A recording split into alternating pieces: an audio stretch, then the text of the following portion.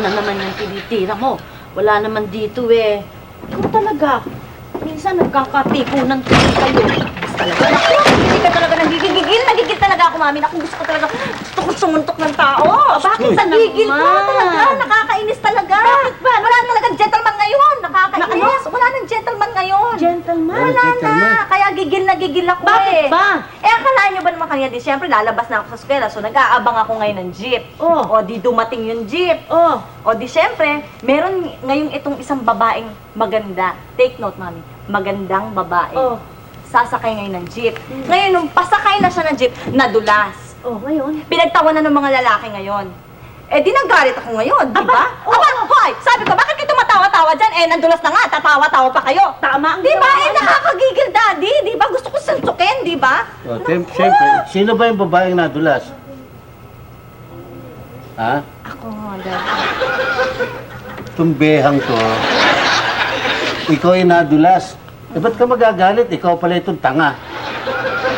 Daddy lang eh, pambira naman kayo, sabi nagagalit ko pa sa'yo. kayo. Ay, maganda naman talaga anak mo ah. Oo nga. Nadulas lang eh. Tanga naman.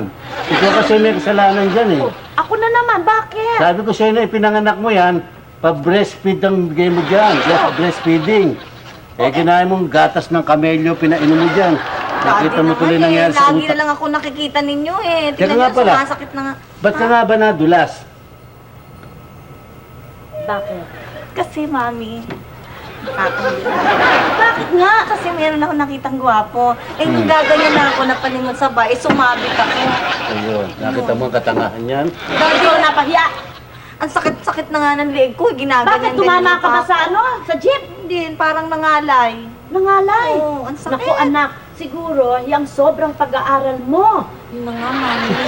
Ano? Kaya sumasakit. Sobrang pag-aaral niya. Sobrang pag-aaral. Oo. Nagkakamali ka. Sobrang pangungopia. Oo, tingnan mo si daddy. Pangungopia sa eskwela yan. Nakagaganon doon sa mga kwan. Yan naman. Eh, kung hindi ba nangungopia, bakit pag gano'n ang leeg masakit? Dapat ito masakit sa'yo, batok eh. Dahil pag gano'n, Lagi maniniwala. na lang ako nakikita nyo. Eh, ikaw, tanga.